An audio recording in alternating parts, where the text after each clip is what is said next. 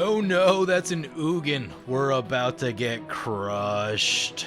Today on Commander Replay, we check out this Liesa Life Drain deck and find out if we can outlast two Boros decks. Next on Commander Replay. Hey guys, next time you purchase cards, if you want to support me and my LGS, be sure to check out mothershipatx.com and use the promo code REPLAY to save 15% on your next order. And if you can't find what you're looking for, you can use the TCG affiliate player link. All links are in the description below.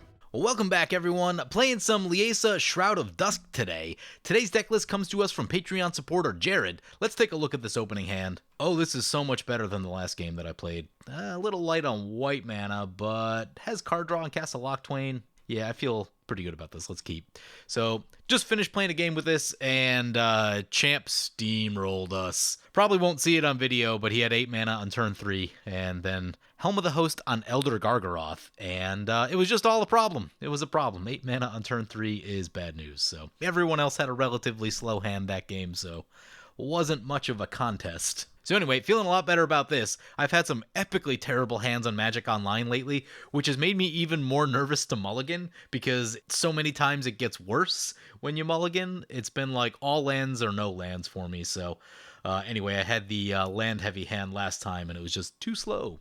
So anyway, this one's got some ramp in Thought Vessel and Ancient Tomb, which makes me much happier. This deck's kind of heavy on 5-drops, and probably something we'll take a look at after the game.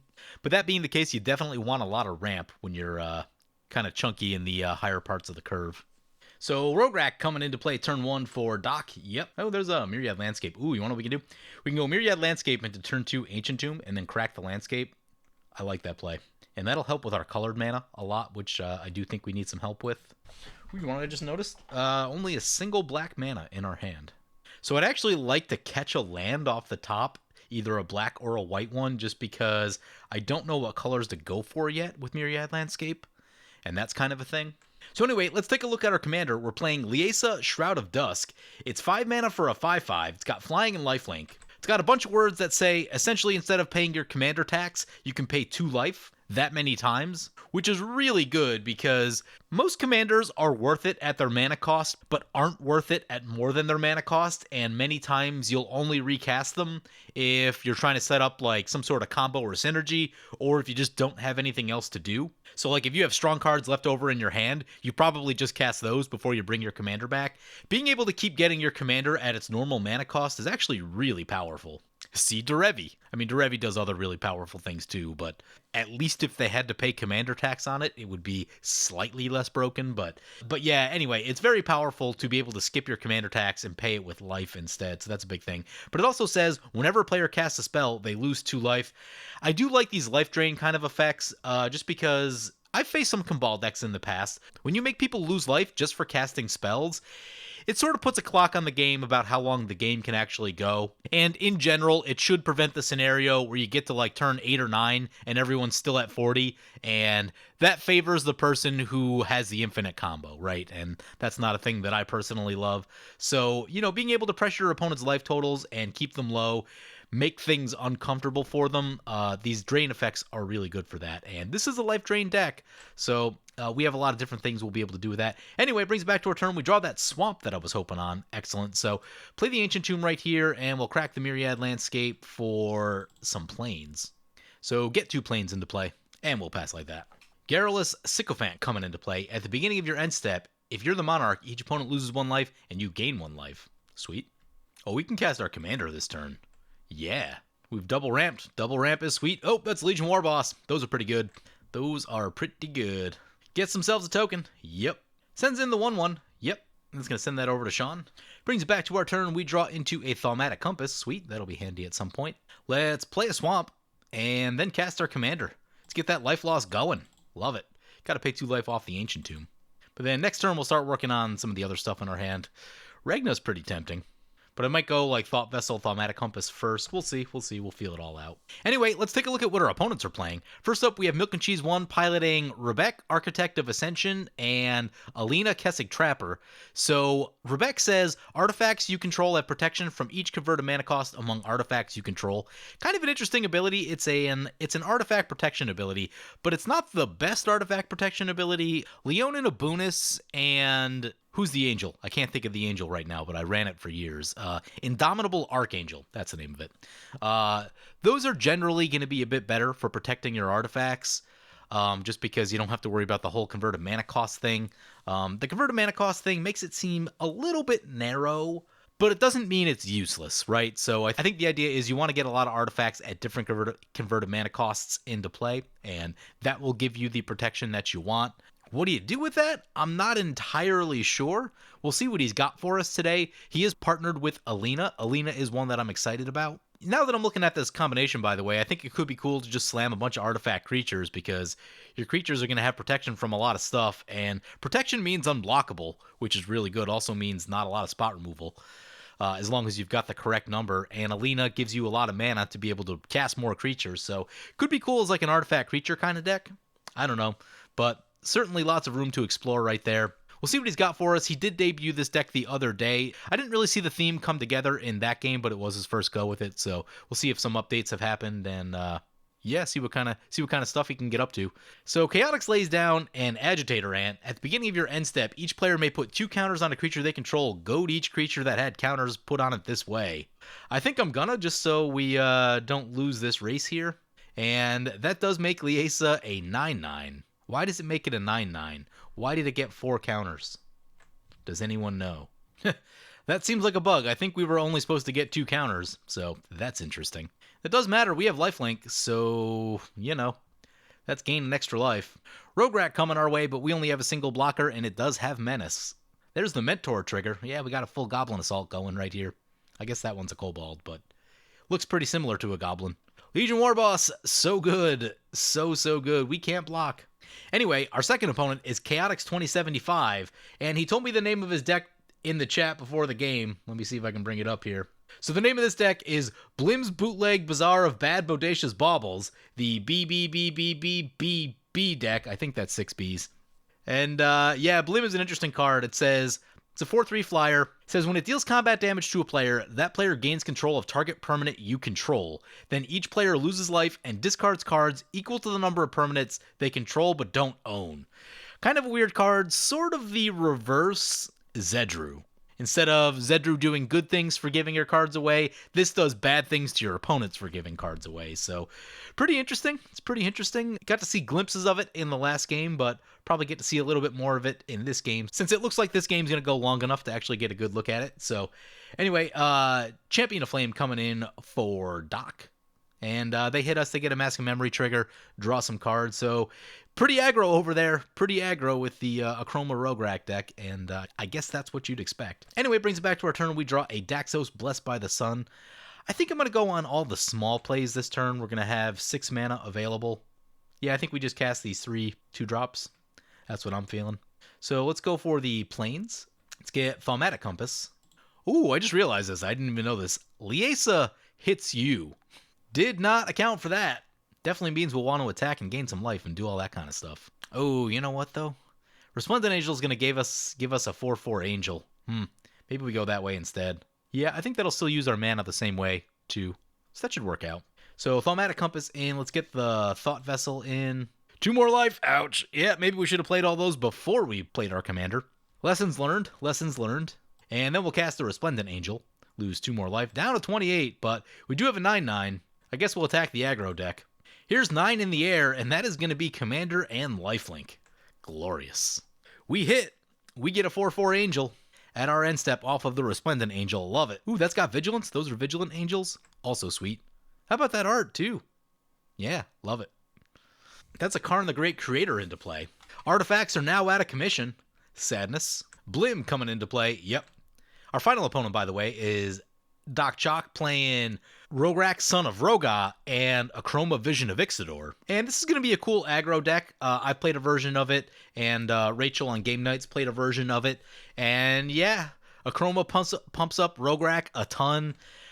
Things this deck is going to like. This deck is going to like creatures like Legion Warboss, things that care about your commander being in play. Do we put more counters on our commander, or do we put them on this angel? I think we're going to put him on the angel because it's vigilant.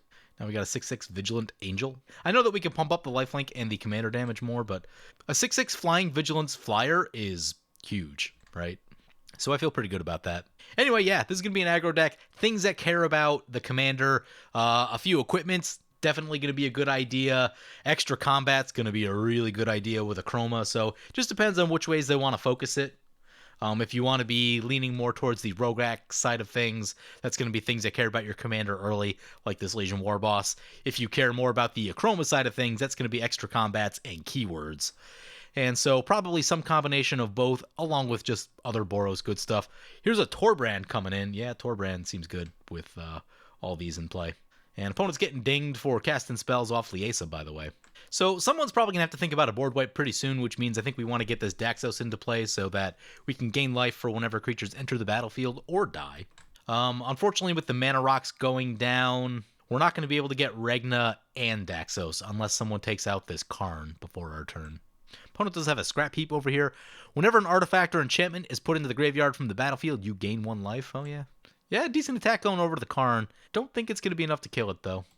Oh, you want what we could do? We could probably just hit it in the air and then cast all the stuff in our second main. There we go. Now we've got a plan. So attacks the Rograkh going over to Sean. Gonna put some damage on them. Mask of Memory trigger. Scrap heap, best blocker. Nice. Brings it back to our turn. There's a Mind Stone. Let's play the Castle Locktwain. Comes in untapped. Sweet. Let's go to combat. Oh, Karn already went down. Cool. I didn't think Karn was going to go down in that combat. What do they... I didn't know they had 6 damage. Huh. I guess they found 6 damage. What are we attacking? Left total's getting a little below for people. We're into the 20s already, so Chaotix has the most. I think we send the big one his way. And then we will send... oh, right. Torbrand. Torbrand was in play. Everything does +2 damage. I guess we send the Angel over to Doc. They've got a pretty threatening board state. We don't have the board wipe, so that's a thing. I'm going to leave the Resplendent Angel back as a blocker. I know we could turn it sideways, but, you know, board's getting a little clogged. Just want to have creatures around. We go up to 44. Everyone's in the 20s. Love it. We have exactly 8 mana, which is enough to go Regna and Daxos, so I think we do that. Cast Daxos. We lose 2 life. Let's get Regna. So we're going to get a Daxos trigger and a Regna partner trigger. We'll go find Krav, and Krav is a good time. Get Krav into hand. Gain our life. End step triggers. We make an Angel, and we get a token. That triggers Daxos more times. Sweet. So our board state just got thick. Opponents have to wipe the board at this point. Forsaken Monument. Colorless creatures you control get +2/+2. Whenever you tap a permanent for colorless, add an additional colorless. Whenever you cast a colorless spell, gain 2 life. That's a lot of value for 5 mana. If you're playing a colorless deck, that thing seems ridiculous. I like that a lot of our stuff is in the air too. You guys know me. I love a Flying Angel. Especially Vigilance. Flying and Vigilance is just really good. Like, I wouldn't say no to just putting like a Brave the Sands in this deck and just going ham with Liesa every turn as long as you can. Soul Ring into play. Treacherous Blessing. When it enters the battlefield, draw 3 cards. Whenever you cast a spell, lose a life. Oh, they're not going to like that. When it becomes a target of spell or ability, sacrifice it. Interesting. I do like that cards like Liesa, cards like Kimball do punish people for how people try to play Commander now. Like, they try to get to the point of like casting a lot of spells in a turn. Generally, people cast a higher number of spells with lower converted mana costs. And things like Liesa and Kimball really punish that style of play. If you're on the, I just want to slam one really big creature a turn, you're not going to get punished as much by these life drain effects. Now, cheap removal is still a problem for that style of play, but, you know, people are trying to cast a lot of spells a turn, cast a lot of 2 and 3 drops. Liesa, like, all right, how much life do you want to pay to cast all that stuff? It almost has me thinking, like, just put a Blackblade Reforged in this deck, because people will drain a good amount of their own life, and you throw a Blackblade on Liesa, gain a bunch of life back, hit them real big, and probably going to be a pretty good time.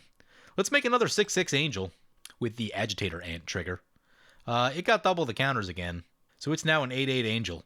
Something's going on with Agitator Ant. Not working quite right. Ooh, that's a Fire Shrieker. Yep, those are good. Do love me some Double Strike. Double Strike, also not a terrible idea for this deck. If you wanted to run like a Duelist Heritage, I would probably actually put Duelist Heritage in. 1, because you can Double Strike Liesa and, get that double lifelink, also the commander damage, which is sweet. But 2, when your opponents attack each other, you can Double Strike one of their things, and since you're already draining everyone's life, that will make life totals even lower. Yeah, opponents send an attack our way. 1 red up. Do they have the Blasphemous Act for the second main phase? That's the question. Ooh, double strike on the... Alright, what's on this Rograkh? It's got first strike, menace, trample, double strike. So it's going to do 6, and then it's going to do 6 again. Oh man, we got to throw a lot of stuff in front of that. I think we could throw this 8-8 in front of it, and then we throw this thing in front of it. Alright, this math would work, but because I know we got more counters than we're supposed to, I'm going to put this angel in front of it also, because that's what we should have to do. This is a 1-1. I guess we block that. Block this 2-2, block some of this other stuff. This does look like a Blasphemous Act in the second main, though. Question is, will there be enough creatures left? 2 creatures die, we gain 2 life. 4 more creatures die, we gain 4 more life. They cleaned out our board pretty good. Did I miss something? Oh, I missed Torbran. I missed the Torbran effect. Well, we just accidentally got our Regna killed. Oops. It's not great. That is not what you want to be doing. Also got a Resplendent Angel killed. Well, there's a Palace Siege. That'll get them back, so maybe we'll go on that plan. Play the Mind Stone. I'm going to play Palace Siege so we can get our stuff back. Ooh, only double black. We can't go Palace Siege and Krav. Not the best. Not the best. Oh, maybe we can if we activate the Compass first, we can, I think. Let's activate the Compass. Actually, no, we probably won't have enough mana. Let's activate the Compass anyway. Are we activating the Compass? I don't know. No, let's not. Let's get Palace Siege into play. We'll kind of be a bit more chill this turn, I guess. Oh, right, we would have had to do that beforehand, because it's 3. Whoops. Whoops, whoops, whoops, whoops. Which one do we want? Going on cons. I know it's in here for Dragons mode, but I really want the cons, because we gave away some of our creatures like we should not have done. And definitely just punted right here with the Thaumatic Compass. Whoops. Here's a question. So we can swing into opponent, put them to 18 commander damage, gain 9 life, but they've got a Fire Shrieker and a Torbran. That feels like a lot of damage. I actually think I'm just going to stay put. That's pretty scary. Without getting the Compass flipped over right here, doesn't feel great. Like, they could just kill us with something. Well, I guess their commander's gone, so maybe we're okay, but still. I'd rather they just not attack us. Oh, that's a Mazavith for Sean. That's a really good place to be right now. Steel Hellkite into play, yeah. Gains life. 2 life. But even still, like, double strike on, like, Torbran. That's a hit for 8. Also assumes that they don't find, like, other damage somewhere else. So, you know, we don't need that in our life. I know we're a life gain deck, but 8 is a lot. Bonder's Enclave, gonna draw a card. Love it. Also, there's a giant Blim at the table. It's an 8/7. So, having blockers is good. Having flying lifelink blockers. Totally valuable. Enchanter's Bane, yep. Do we have any enchantments? We do. So we'll be eating that. They lose a life. Yeah, they lose more life because of Liesa. One thing I haven't talked about yet, if you want to, you can build Black-White Angels with Liesa. The only other option to do that I'm aware of is Selenia. Selenia. And Liesa gives you a cool new thing to build around Black-White Angels. I like that it has lifelink built in. There's a lot of life stuff you can be doing. Obviously, we're in a Life Matters deck already, so you can kind of mishmash that with the Angels strategy. A lot of other Angels have lifelink, so definitely worth checking out if you want to build some Black-White Angels. Some of the interesting things you get in this, you get Desolation Angel if you're interested in blowing up all the lands. Yeah, we'll put some counters on Liesa. Let's see if it's... We got the proper number of counters this time. It only goes to 6. Enchanter's Bane is going to get us. Is that going to be 5 damage? You want to sacrifice it? Nope. 5 damage. Ouch. But yeah, also you get stuff like Buried Alive, Entomb, Animate Dead. All of the Reanimator stuff in black is really good. The ability to search cards into your graveyard, really powerful. Just a lot of nice card draw with black. So yeah, Black-White Angels, definitely a thing you can be doing. I still like Red-White Angels the best personally because like 2 Angels plus Aurelia is enough to kill a player usually, and in the other colors where you don't have that, you need like 4 or 5 Angels sometimes to really take someone out, and that can be a lot. But I would say that like the life gain elements and the other stuff that black brings to the table can mitigate some of that, where you're just able to control the board really well and reanimate super easily and use your life gain abilities in various ways to, establish winning board states. So there's a Jorkadine. Luckily, well, this is going to turn on Metalcraft. Yeah, that's why we left up a giant blocker. Oh my. So we got a 5-2, a 5-4, and an 8-4 with first strike. They can put double strike on something next turn. They don't have the mana this turn. And they're going to get +2 on the red creatures from Torbrand. That all seems really good. That is a lot of damage. Sending the 4-1 our way. It's going to be a 6. Has to attack somewhere, so I guess we block. We'll gain the life. But opponent's life totals are starting to bleed. Chaotix at 18, Doc at 15. Sean's still in the 20s. They've got some life gain happening over there. We go up in life. We're at 48. Brings back to our turn. Palace Siege trigger. Let's get back this Rograkh. Seems like it's going to be really important. There's a command beacon. Play the command beacon. That will give us our 7th land for Thaumatic Compass. Do want to get that flipped over. Feel much safer with that. Rograkh coming into play. We're going to lose 2 life. And we've only got 4 left. Not enough for Krav. Makes me sad. But we do get some triggers right here. We'll gain a life. Partner trigger. I feel like we've been drawing decently this game, so I'm just going to let that be. You know, here's a tough call. We don't have a second black for this Castle Locktwain ability, and I really would like a second black for it. But, the aggro. I don't want to tap our Spires out.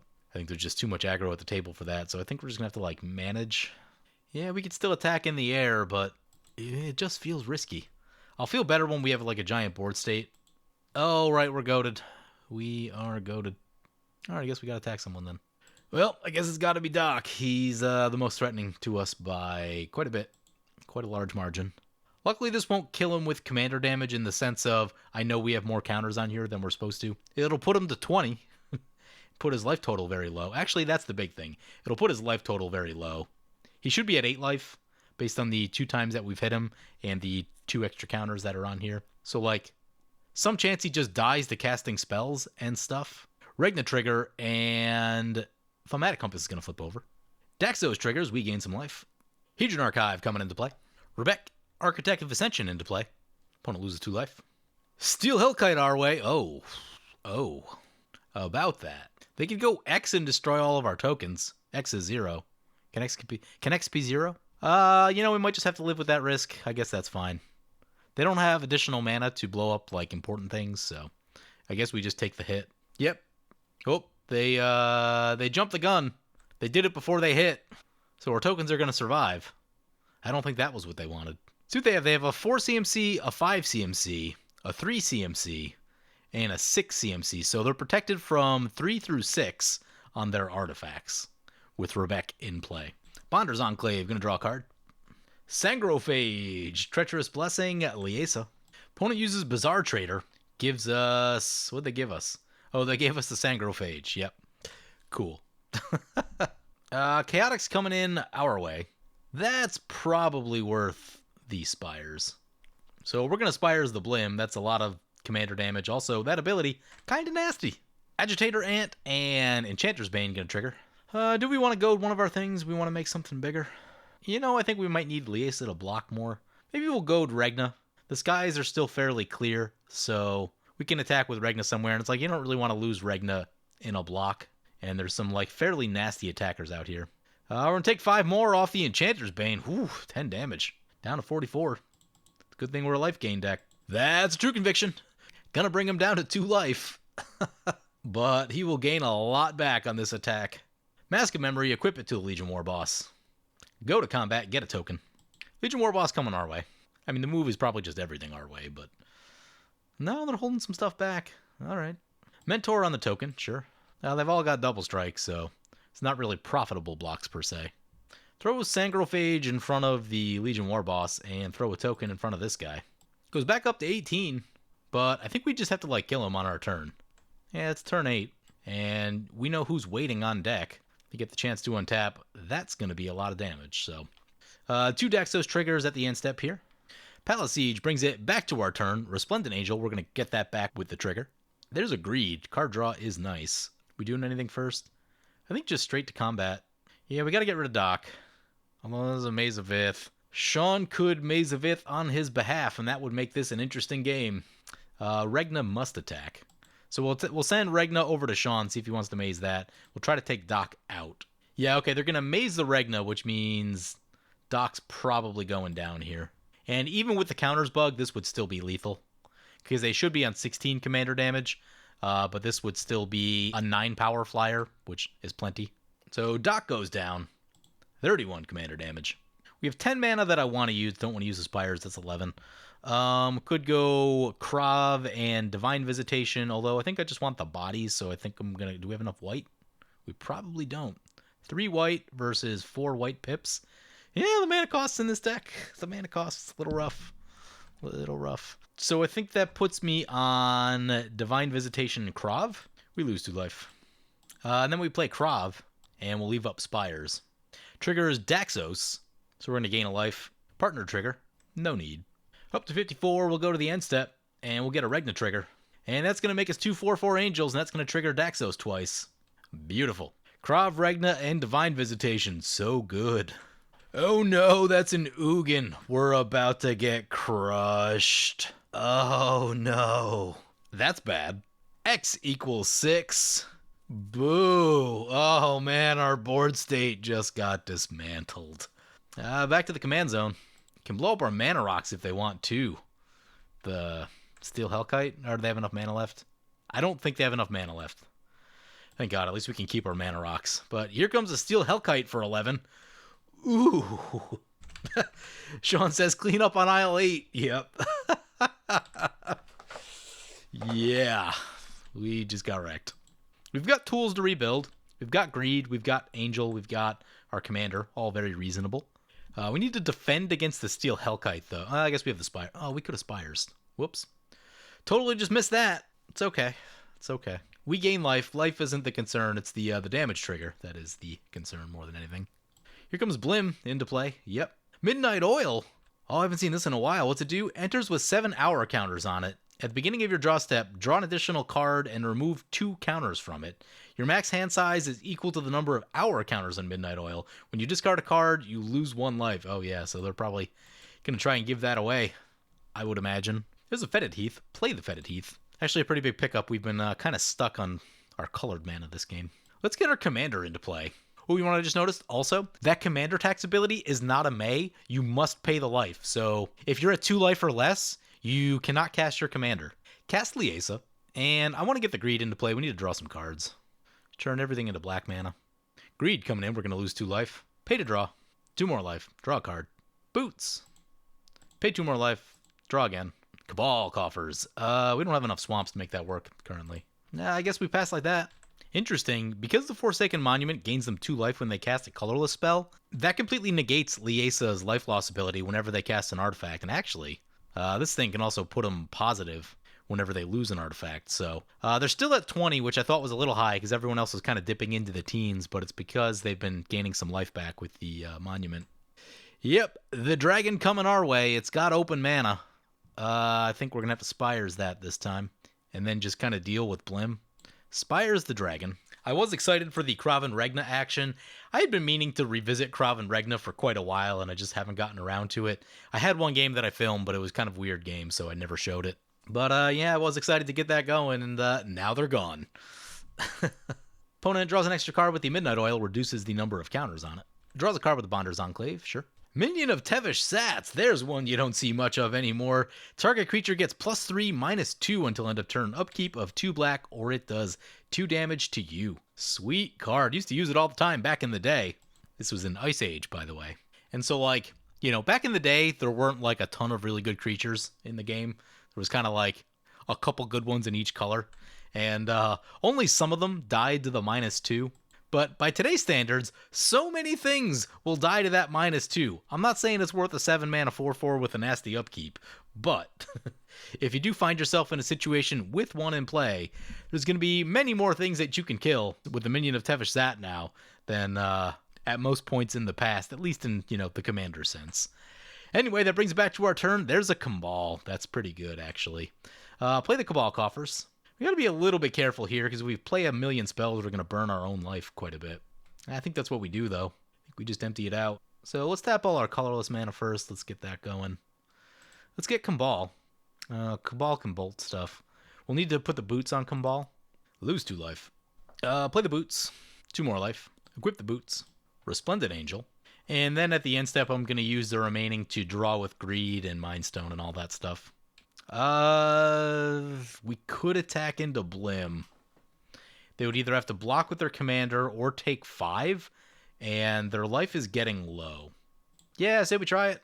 We don't have a path through the Steel Hellkite at the moment, so. We hit, they go down to 8, we gain some life. That'll trigger Resplendent Angel at the end step. And with Kimball and Liesa, that's going to make it really painful to cast spells. 3 damage to any target, uh-oh. Gonna shoot our Resplendent Angel. Do we have anything for that? How much is it to pump? 6? I don't think we have 6. Nope, we do not have 6 mana, so I think it's just gonna go down. Cast an Immortal Sun, they're gonna gain 2 life, but then they're also gonna lose 4. We're gonna gain 2 life. Honestly, the scariest thing they could do is drop a Mana Crypt, because that would be protection from 0, which is our Spires. Worried about that right now, honestly. 12-12, coming our way. Yup. Let's use the Spires. Now, the other thing we could do, so, we could block with the Angel, lose... Nah, I don't think it's worth losing the Angel. We can't get more Angels, because our Angel died, so...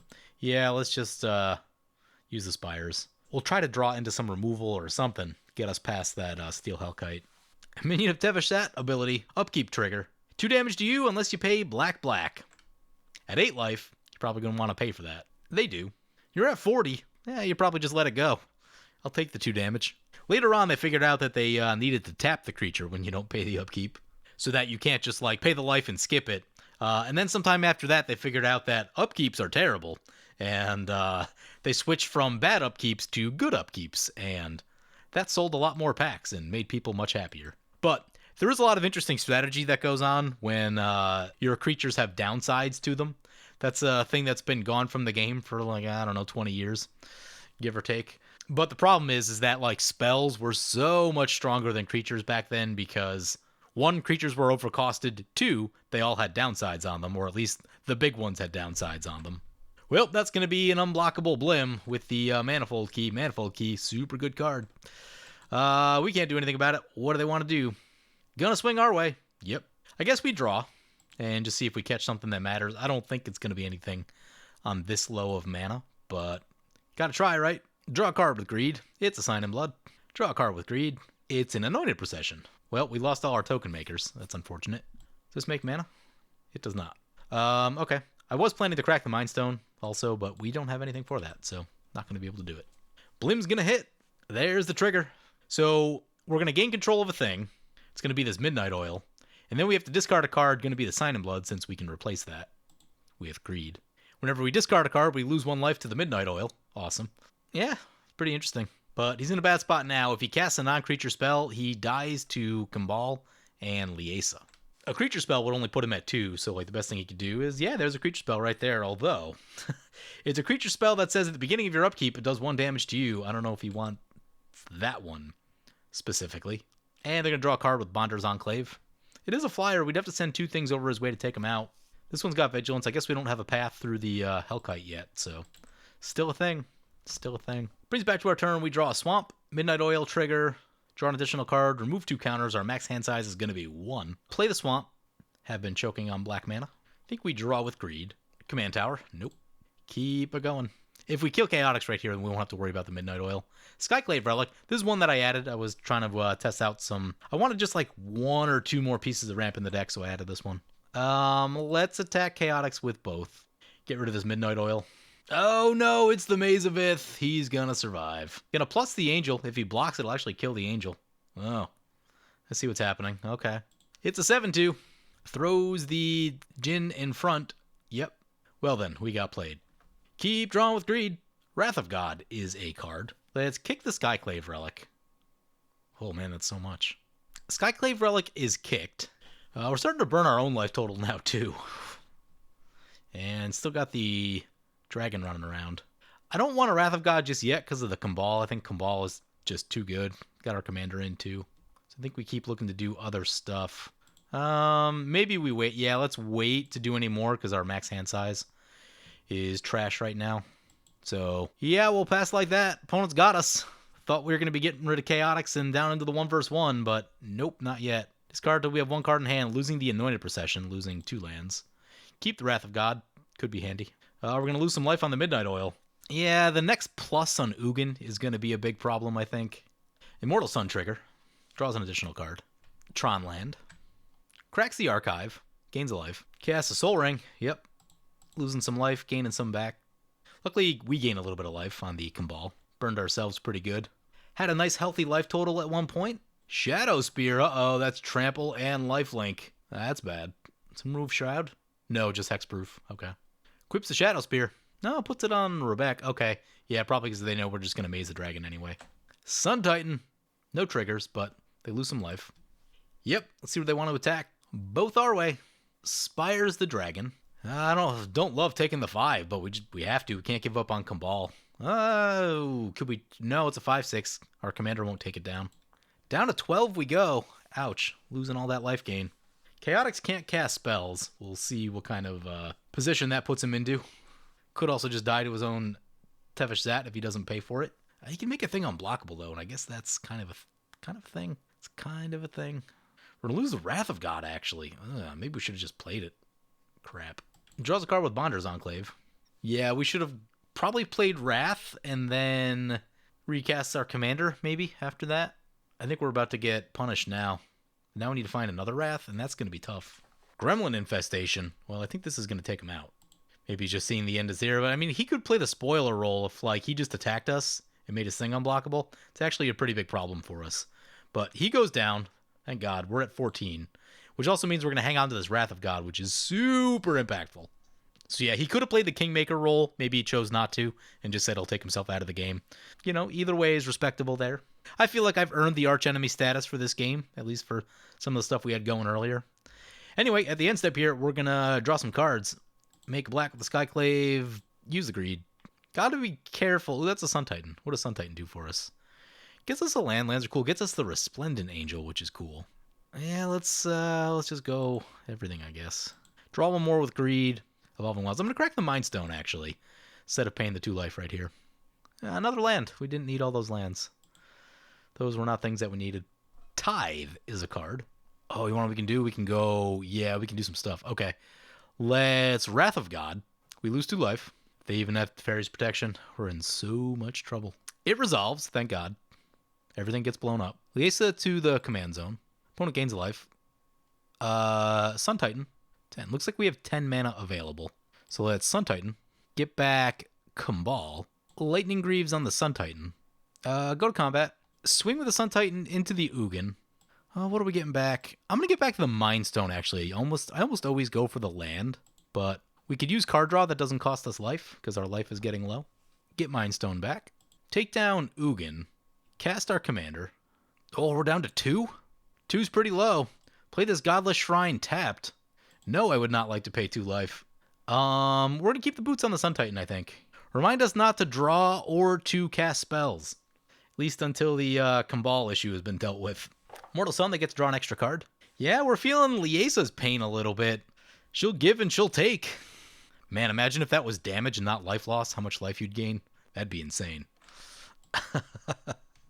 You'd be at 100 life every game. Plays a Wayfarer's Bauble. Excellent. We're going to gain some life back. They're going to drain themselves. We are now able to cast spells and draw cards once again. Cracks the Bauble. You know they have 0 red mana? I don't know if that was intentional. There's a mountain for them. Comes in tapped. They got to make some plays, though. They could wipe the board right here, and that would get us pretty good. If they did that, we'd have to recast our commander. And it's fine. It doesn't just win us the game. There's still a Mazavith in play. I guess we have boots, though. Yeah, they have an opportunity. We don't just have it. Also, if they run into a Boros Charm, they could get us with that again. Oh, hey, now gonna exile all the graveyards with the Scavenger Grounds. Sun Titan, way less effective. Luckily, we pulled out the Mind Stone, so gives us something we can get back. Also an Evolving Wilds in hand, so we can do that as well. But as far as I can tell, we're not going to be able to kill them this turn, so they'll have one more turn, I think. Yeah, especially with the Mazavith. If they catch that big top deck, never know. Plus, they're drawing 2. Rebbec back to play, loses 2 life. And if they put the thingy back on it, it's still lifelink, so lifelink does matter. Brings back to our turn. Ooh, that's a Polluted Bonds. That's a nasty card. Start with Crack Mind Stone. It's a Caves. Play the Polluted Bonds. Also stay away from the Ancient Tomb. We lose 2 life. Flirting with Disaster. Boots to our commander so it doesn't get mazed, because we need the lifelink. Ooh. No, Shadow Spear doesn't work on Lightning Greaves. Activates the Shadow Spear, though. Send both. Sun Titan, get back the Mind Stone. Maze on the Sun Titan, yep. When it goes down to 11, we're back up to 7. Gives us a little bit of life to play with. Move the boots back to Sun Titan. Play the Evolving Wilds, I guess. Crack the Evolving Wilds. Get a Swamp. Crack the Mind Stone. Ooh, Exquisite Blood. Whenever an opponent loses life, you gain that much life. Perfect. Play an Exquisite Blood. This should hopefully seal the deal. Pass like that. This will be tough to wiggle out of. Basically means the first thing they do has to be removal. I guess if they went like straight into Austere Command, still going to put him at pretty low life though. Said if he had a mountain earlier, he had the answer. Yeah, it's been a long time to go without a mountain. It's pretty painful. That's a Vandal Blast. Yeah, that's a card. Although we don't have that much in play. Yeah, I mean, we're going to lose like Thought Vessel and we had a Mind Stone. That's really about it though. Exquisite Blood's going to trigger. Yep. So they go down to 7. We're up to 11. We're going to lose some artifacts. The boots, namely, Sun Titan can bring the boots back, but they can still maze stuff, which is an issue. Yeah, Exquisite Blood, I think, is going to take us home here. Landfall, Polluted Bonds. They lose 2, we gain 2. So now we're moving in the right direction. Exquisite Blood. Yeah, I think we've made it too painful for them to, like, really do much at this point. Yeah, they die if they cast another spell, if my math checks out there. 4 off that, and then more off the Exquisite Blood. Soul Warden. I guess we play a Soul Warden. I don't know if that does anything right here. I guess we'll greed one time to see if we can catch something cool. Auriok Champion, more life gain. We'll go to combat. Sun Titan, Liesa. Bring back the boots. Maze on Liesa. Yeah, the lifelink. They're going to block the Sun... Yeah, they have to block the Sun Titan, right? They should have got this equipped, though. Why didn't they equip that? Because that would gain them 4 life, and that would allow them to cast spells again. We can pass like that. They're in a really bad spot. With their commander down, I don't know that there's a way that they can get out of this. If they lifelinked it, there was some chance that they could have just gone straight into board wipe. And then, like, they'd have to follow it up with another nice play. So it's, like, a lot to ask. But I guess, yeah, lifelink into Austere Command could get them there. I think they're locked out, though. Said there's 11 more mountains in the deck. Didn't find any of them. Yeah, that shuffler. I think I mentioned this earlier. I've been having some really terrible hands on Magic Online lately. It's been all lands or no lands. A lot of that stuff. Not fun. Not fun. Mycosynth Golem. Liesa's going to trigger. They're at 5. We're at 14. Solemn Simulacrum. Their life is neutral when they cast artifact creatures. But our life is going up. And our life going up means that we can just greed a lot more, so... The landfall on Polluted Bonds will tick them down right here, though. Soul Warden. They're down to 3. We're at 21. Slag Fiend. Power and toughness equal to the number of all artifacts in all graveyards. Interesting. Brings them down to 1. Lifelink on the Mycosynth. It's not over yet. It is not over yet. Boots on Liesa, swing in the air, though. That should finish it. Solemn Simulacrum, Playland. Boots on Liesa. Send it. So I thought this was going to be a pretty quick game, but after the board wipe, after the Ugin, slowed everything right down. Opponent finally goes down. Saheeli's Directive. Oh man, I don't even want to know what that does. Reveal a bunch of artifacts, put them into play or something. Nope, there's the Flux Reservoir. Well, we were ways away from that, but lots of life gain. Yeah, so taking a look at this deck, pretty cool black-white life gain deck. Was looking at a few things. Here's the ramp for the deck. You could probably go up a card. I added the Skyclave Relic, but honestly, I think I want to see a Chromatic Lantern. You could certainly go Skyclave instead, but I think I just wanted that Chromatic Lantern. I cut 2 cards from the deck. So the first one, it's the 5-mana enchantment. I can't think of the name of it. It's whenever a creature attacks, you gain 1 life. I got rid of that because this isn't like the most combat-heavy deck, and there's just a lot of 5-drops in the deck. So you're really clunky at 5, plus your commander also costs 5, so you only want so many 5-drops. I decided to go down 1, try to get something just a little bit lighter in the curve. And what was the second card I cut? I don't remember. I think it was another life drain effect that was just like, it was like much worse than all of the other life drain effects. So basically, I think you could go down 1 or 2 of the worst life drain effects. Like Nightshade Harvester isn't doing that much for me as a card. Like you could probably cut that and either add a little bit more removal, add a little bit more ramp. Removal wise, we didn't seem to catch a lot. How much removal is actually in this deck? Villas is kind of removal. 11 pieces of removal with like Blind Obedience, Authority of the Consoles. Yeah, that's not too bad. That's about right. That's about what I would run for a mid-power deck. We just didn't draw into it at the right time, so there's that. That's always a thing that can happen. One that I might add a Winds of Abandon, just as that flexible piece of like board wipe if you need it, or spot removal if you need it. something you could look at. I did add a Walking Atlas to the deck because, with stuff like Greed, you can draw a lot of cards, and if that's the case, you can drop a lot of lands in quickly, but it doesn't necessarily have to be a Walking Atlas. I don't know. At any point in this game, I don't think a Walking Atlas would have done that much for us. So, it doesn't necessarily need to be that. I might look at that Winds of Abandon, though, just to have a touch more removal. But it could certainly be a lot of things, but I would definitely look at either another ramp, card draw, or removal card. Kind of the big three categories that you really want to have filled. Because outside of Greed and Erebos, I felt like the card draw was maybe a little bit thin. Sign in Blood is not my favorite. I often feel like 2 cards just isn't enough, so I might go for something bigger, more powerful right there. I'm a big fan of Ambition's Cost, but you do have a lot of 4-drops as well.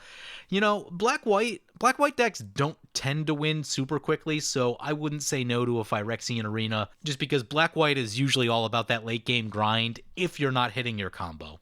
If you hit the combo, then sure, it can end pretty quickly, but when it doesn't do that, a lot of times the games will go pretty late, turn 15 like we saw right there.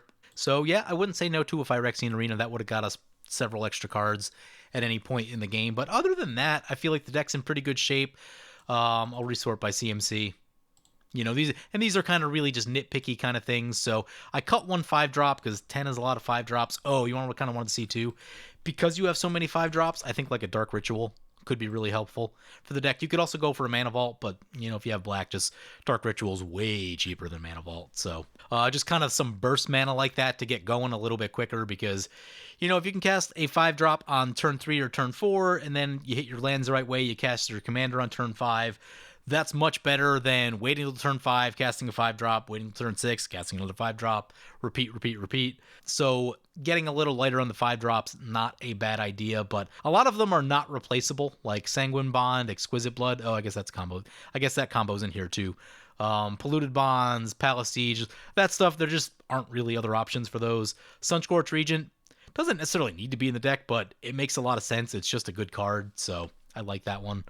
Do you need Tevesh Zat in the deck? It's a fun new card, though, so definitely worth trying out. So, yeah, anywhere you can lighten up a 5-drop, I would certainly do that. Oh, you want what I forgot to do?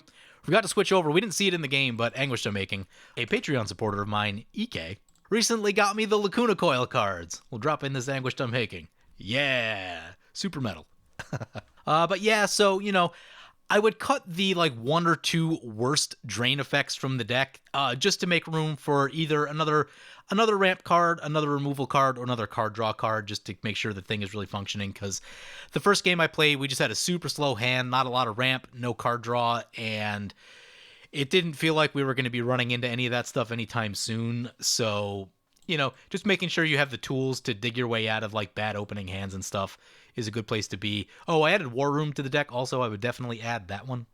You could add a Bonder's Enclave as well. I think Bonder's Enclave is going to be better than Castle Locktwain a lot of the time. Castle Locktwain is a lot of life loss. So I would probably add a Bonder's Enclave. Be careful with the number of colorless lands in this deck. There are a few, and I noticed that the mana costs were mattering. So that's why I've added this Chromatic Lantern. If your card draw is all set, you might consider a colored Mana Rock over Mind Stone if you notice that you're having problems.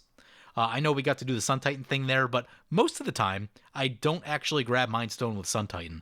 I'll almost always grab a land instead, unless I'm completely out of cards like we were on turn 15 right there. So just a few things to think about right there. I think I accidentally cut a land somewhere along the way, so be careful about that. But anyway, hope you guys enjoyed this video. As always, feel free to comment, like, or subscribe. Thank you for watching. I want to thank my awesome Patreon supporters. We have one new Patreon supporter in Mango. Mango, you are awesome. If you want to help support the channel and vote on which decks I play next, feel free to check out my Patreon, link below.